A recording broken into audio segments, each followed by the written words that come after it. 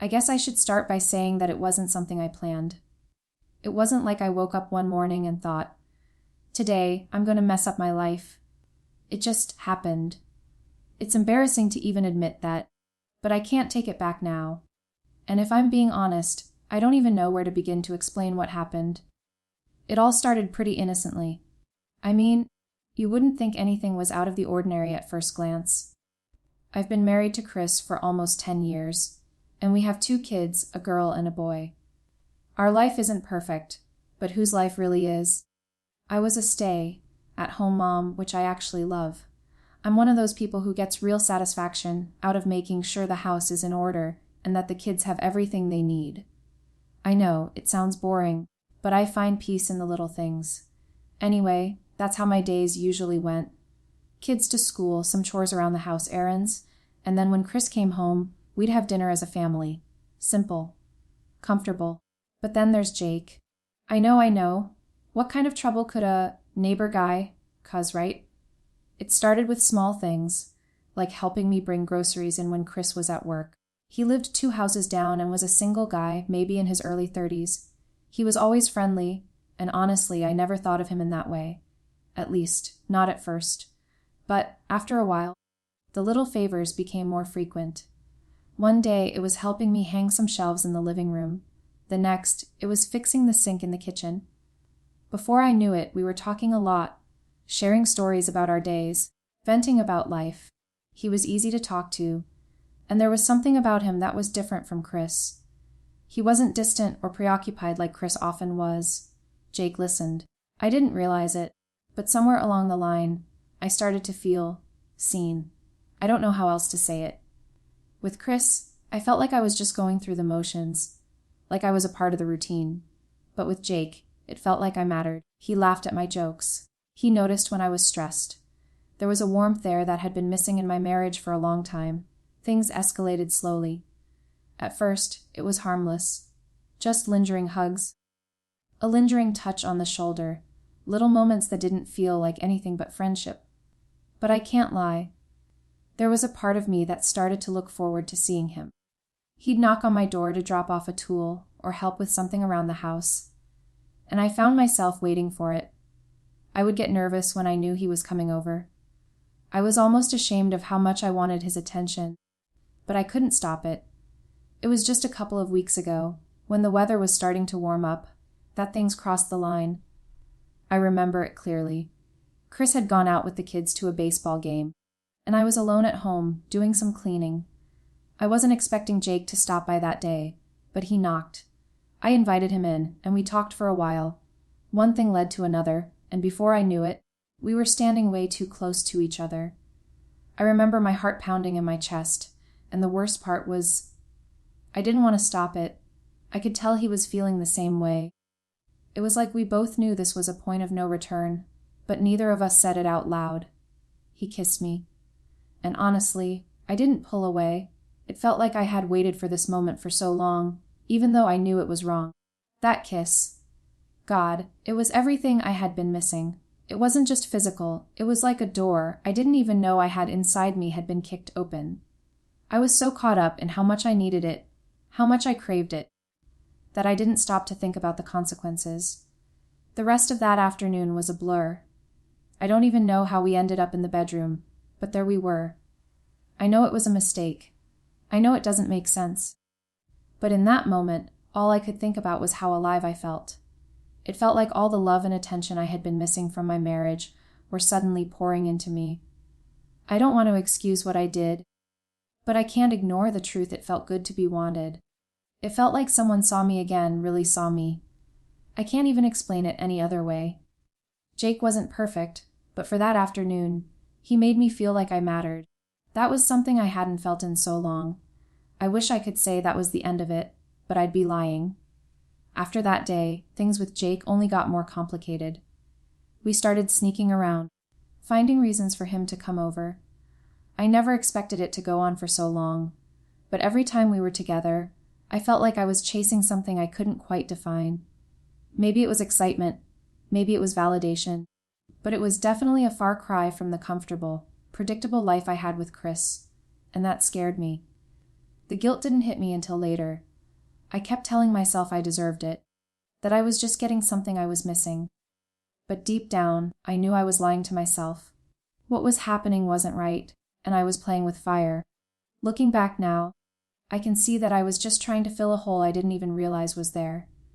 I wasn't thinking about how my actions would hurt Chris, or how my choices would impact our family. At the time, it didn't matter. But now, sitting here, I can't stop thinking about what I've done, what we have done. The shame is overwhelming. And yet, it's hard to feel sorry for myself because I know it's my fault. But here's the thing. When I saw Chris come through that door the day everything unraveled, I realized just how much I had messed up. The shock on his face, the hurt in his eyes. It was like a slap in the face. The guilt hit me like a ton of bricks. What did I think was going to happen? That I could keep living this double life. But I couldn't undo it. I couldn't take it back.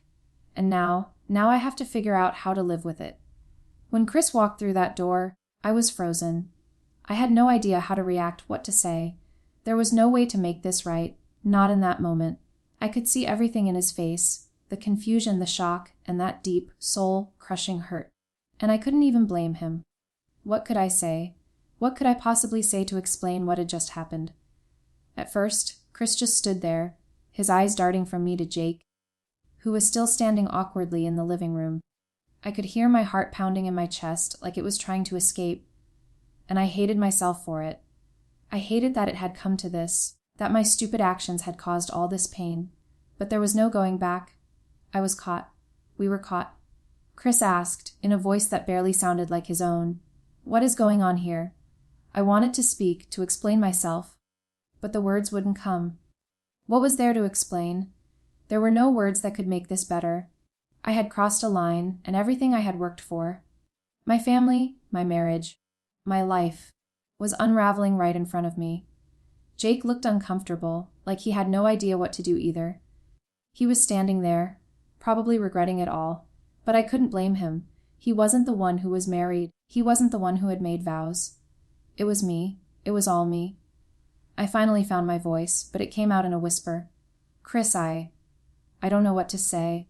I could feel the tears welling up in my eyes, but I was too ashamed to let them fall. Chris didn't move at first. He just stared at me like he was waiting for me to say something that would explain everything. But there was nothing. There was no justification for what I had done. There was no excuse that could erase the betrayal. I could see it in his face. The betrayal was written all over him. Then, finally, he said it. "You couldn't even tell me. You couldn't even talk to me about it before you went and did this." I wanted to scream, to tell him how sorry I was, how wrong I was, but all I could do was stand there, feeling like the worst person in the world. It wasn't supposed to happen like this, but it had, and I was the one who had made it happen. Jake, bless his heart, was the first one to break the silence. "I'm sorry, Chris," he said quietly, avoiding eye contact. "I didn't mean for this to happen. It was wrong. Chris cut him off. "Save it." He turned to me, his voice trembling now. This is something else. I don't even know who you are anymore." And that, right there, hit me harder than anything else. He didn't just look hurt. He looked betrayed. He looked like he had lost the person he thought he knew. And I had done that to him. "Me, please, Chris," I whispered. "I'm so sorry." I don't even know how it happened. It felt like everything was falling apart. And I couldn't stop it. I didn't know what to do. I could see him trying to process it, but I could also see that the pain was too deep. This wasn't something he could just let go of, and I didn't expect him to. He looked at Jake one last time, then turned away, pacing the room. His hands were shaking. "I can't do this right now," he muttered, more to himself than to either of us. He grabbed his keys off the table. "I need to go. I need some time." I could feel my heart sinking as he walked toward the door. "Chris, please don't go. We need to talk. We need to." But he was already gone. I was left standing there in the silence of our home with Jake, and for a moment everything felt unreal. It felt like the world was spinning and I was stuck, unable to catch my breath. I wanted to scream, to wake up from this nightmare, but there was no escape from what I had done. Jake didn't say anything at first. He was just standing there, looking at me like he didn't know what to do either. I didn't even know what I wanted from him in that moment. Did I want him to apologize too? Did I want him to comfort me? I didn't know. Finally, he spoke. "I'm really sorry, Emily. I shouldn't have done this. I should have never." I cut him off. Don't say it. You don't owe me an apology. I'm the one who ruined everything." I collapsed onto the couch, my hands covering my face as the weight of it all hit me. What the hell had I done? How had I let it go this far? I had everything, my family, my kids, my life, and now it was all slipping away, and all because of one stupid mistake. Jake stood there for a moment longer, his face full of guilt, before he slowly backed out of the room. "I'll give you space," he said quietly. I didn't mean for any of this to happen. But he was already gone, and I was left alone with my thoughts, my guilt, and my shattered marriage. I didn't know what to do next. Part of me wanted to run after Chris, beg him to come back, but I knew I had no right to do that. Another part of me wanted to pick up the phone and call him, tell him I was sorry, that I had made a huge mistake. But what could I say that would change anything? I sat there in the silence for what felt like hours, the house suddenly too quiet. All I could hear was the faint sound of my own heartbeat and the weight of the decisions I had made. How do you fix something like this? How do you fix a marriage when you've torn it apart with your own hands? I didn't know. But I had to figure it out somehow. I had to fix this, even if I didn't know where to start. I barely slept that night. My mind wouldn't stop racing. Every time I closed my eyes, all I could see was Chris's face when he walked in. His shock, his hurt, his disappointment. It was like a constant loop in my head, and no matter how much I tried to push it away, it was there. I kept thinking about what I had done, what I was going to do now, and how everything I knew, everything I loved, was slipping through my fingers. The next morning, I woke up to an empty house. The kids were at school, and Chris, well, he wasn't here. He hadn't come home. I knew I had to make things right, but where the hell do you even begin after something like that? There was no guidebook for this. No, How to Fix Your Marriage After You've Completely Destroyed It manual. I knew I had hurt him beyond anything I could explain, and I knew the only person who could fix this was me. But I didn't even know how to fix me. How could I expect him to forgive me when I couldn't even forgive myself? The house felt so cold and empty without him. I kept trying to call him, but each time I hesitated. I didn't know what to say. What could I say? I knew I was wrong. I knew I had ruined everything, but words seemed like such a feeble attempt to make it better. By noon, I couldn't stand it anymore. I couldn't just sit here, paralyzed by my guilt. I had to talk to him. I had to apologize, no matter how much I knew it might not be enough. I texted him, hoping he'd at least respond, and after what felt like an eternity, my phone buzzed. His reply was short, cold, and to the point. "I'm not ready to talk. I need some time." I felt like someone had just knocked the wind out of me. That was it. He wasn't ready to face me, to deal with me. And I didn't blame him. What could he possibly say to me right now? There was nothing I could do to undo what I had done. I couldn't rewind time and take it all back. I sat there for a long time, staring at the screen. And then I did what felt like the only thing I could do. I started typing.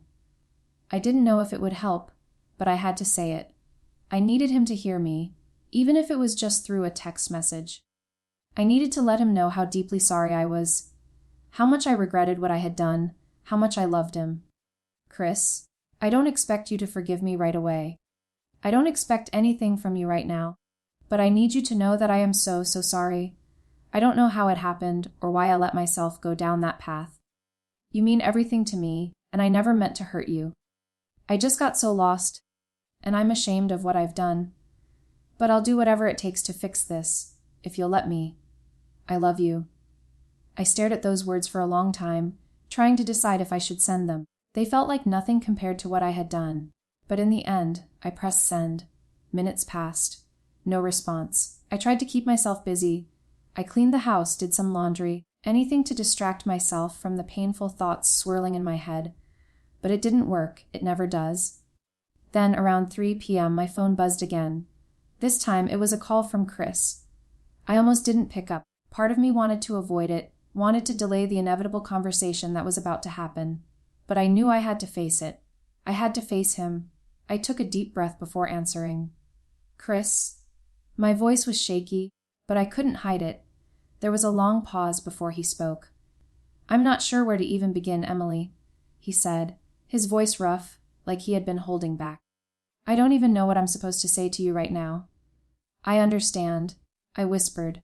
I don't deserve for you to talk to me, but please, just listen.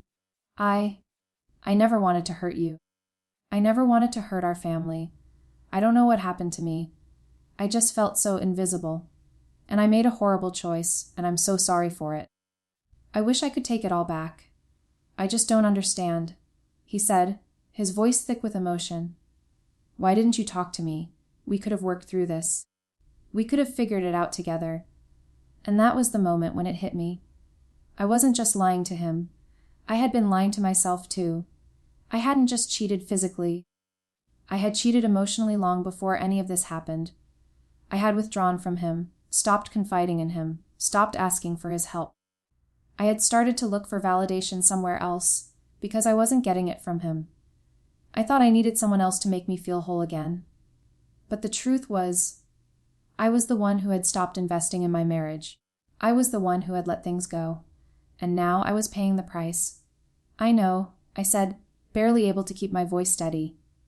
I was wrong. I should have talked to you. I should have told you how I was feeling. But instead, I let myself get lost in this stupid idea that someone else could make me feel seen again. And I hurt you in the process. And I hate myself for that. He didn't say anything for a long time. And I thought maybe the call had ended. But then he spoke again, his voice quieter this time. I need time, Emily. I need time to figure out what I'm supposed to do with all of this. I don't know if I can forgive you. Not yet. I understand, I said, the tears finally spilling over. Take all the time you need. I just want you to know I'll be here when you're ready. I love you, Chris. I always have. There was a long silence, and then he finally replied, I know. I know you do. And then he hung up. I sat there for what felt like hours, my phone still pressed to my ear, but I knew there was nothing more I could say. I had apologized. I had owned up to my mistakes. But in that moment, I knew the road ahead was going to be long. If Chris was going to forgive me, if we were going to get past this, it wasn't going to happen quickly, but I was willing to do whatever it took, because I loved him. I had always loved him, and maybe, just maybe, there was still a way back from this. The next few days were an agonizing blur. I spent most of my time alone in the house, thinking about what I had done, what I needed to do, and what I might lose. I couldn't escape the crushing weight of regret. It felt like I was suffocating under the guilt.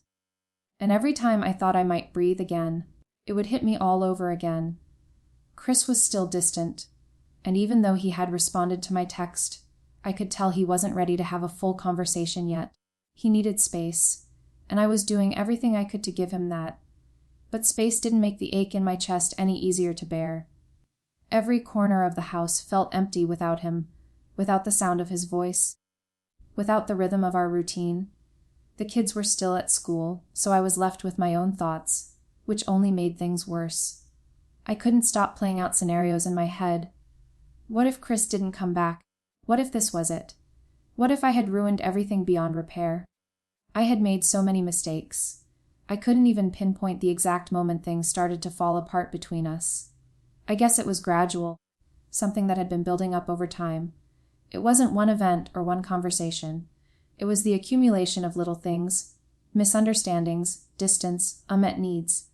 Chris had always been busy with work, always preoccupied with things that didn't include me. I wasn't blameless in that either. I could have reached out, could have tried harder, but I didn't. And it left me feeling isolated. I thought I could just wait it out, that maybe things would fix themselves. But that was a lie I'd been telling myself for years. I never spoke up when I should have. I never communicated my frustrations or my doubts. Instead, I let myself become resentful, and in the end, it was that resentment, that feeling of being invisible, that led me to Jake. I still couldn't believe it had gone that far. What the hell was wrong with me? I kept asking myself, how could I be so careless? I had a beautiful family. Chris wasn't perfect, but he was my imperfect husband. He worked hard. He loved our kids. And yet, I betrayed him for something that was temporary, something that was never meant to last. I couldn't undo it. I couldn't change the past. But what I could do, what I was willing to do, was change the future. The phone rang around lunchtime, interrupting my spiraling thoughts. I wasn't expecting anyone. So when I saw Chris's name pop up on the screen, my heart skipped a beat. I stared at it for a moment, wondering if I should pick up or let it go to voicemail. But I knew I had to take it. This was it. This was the moment I'd been waiting for. I answered the call, my voice shaky. Chris. Hey, he said, his voice sounding tired but steady. Can we talk? My throat tightened. Of course. Where are you? I'm at the coffee shop down the street. I just needed some air. Can you meet me? I didn't even think twice. I'll be there in 10 minutes. I threw on a jacket and rushed out the door. My hands trembling. I wasn't sure what I was walking into, but I knew this was the start of something that might bring us back together, or something that would make it all official. When I arrived, Chris was sitting in the corner booth, his face tired but calm. He looked like he hadn't been sleeping, and I hated that I was the reason for it. I walked up slowly, taking a deep breath before sitting down across from him. He didn't say anything at first, just stared at his coffee cup, his fingers running along the edge of the mug. I waited. I knew he needed time. Finally, he looked up at me, his expression guarded. I've been thinking a lot about what happened. About us. And I'm not going to lie. I'm still angry. I'm hurt. I don't know how to look at you the same way right now. I nodded, my heart breaking all over again. I had no defense. No excuse. I know. I whispered. I'm sorry. I don't know how I can make it up to you. I've ruined everything, and I'll spend the rest of my life trying to make it right. But I understand if you can't forgive me. I understand if you don't want to be with me anymore. I just want you to know that I love you, and I'll do whatever it takes to fix this. Chris sighed deeply, leaning back in his seat. I want to believe you, Emily. I really do. But I don't know if I can just forget this. I don't know if I can go back to how things were. You've broken my trust, and that's not something I can just ignore. I wiped a tear from my cheek, my voice barely a whisper. I know. I don't expect you to. I know it's going to take time. But if you'll let me, I'll work every single day to earn that trust back. I'm not giving up on us, Chris. I love you too much. There was a long pause as Chris sat there, thinking. I could see the conflict in his eyes. He wasn't ready to forgive me, and I knew that. But I also knew that he was struggling. He was still holding on to something, and that gave me hope. I don't know if I'm ready for this, he said softly, his voice wavering. I need more time. I need to figure out if I can trust you again. I understand. I said, my heart aching. Take all the time you need. I'll be here when you're ready. He nodded. And for a moment, it felt like we were both just two people in pain, caught in the aftermath of everything that had happened. But there was a small part of me that felt relief, too. He wasn't walking away. He wasn't giving up entirely. I'm not promising anything, he added quietly. But I'm willing to try. We'll figure this out, one step at a time. I nodded, tears welling up again. Thank you. Thank you for even considering it. We sat there in silence for a while, both of us lost in our own thoughts. It wasn't the resolution I wanted, but it was a beginning. A real one. And that, for now, was enough. It was going to be hard. It was going to take time. But if Chris and I were going to make it through this, we had to rebuild from the ground up. I didn't know where it would lead, but I knew one thing for sure. I wasn't giving up on him. And maybe, just maybe, that was the first step toward healing. But for now, I would wait. I would be patient. I would do whatever it took to prove to him that I was worth trusting again. And somehow, in that small, flickering hope, I found the strength to keep going.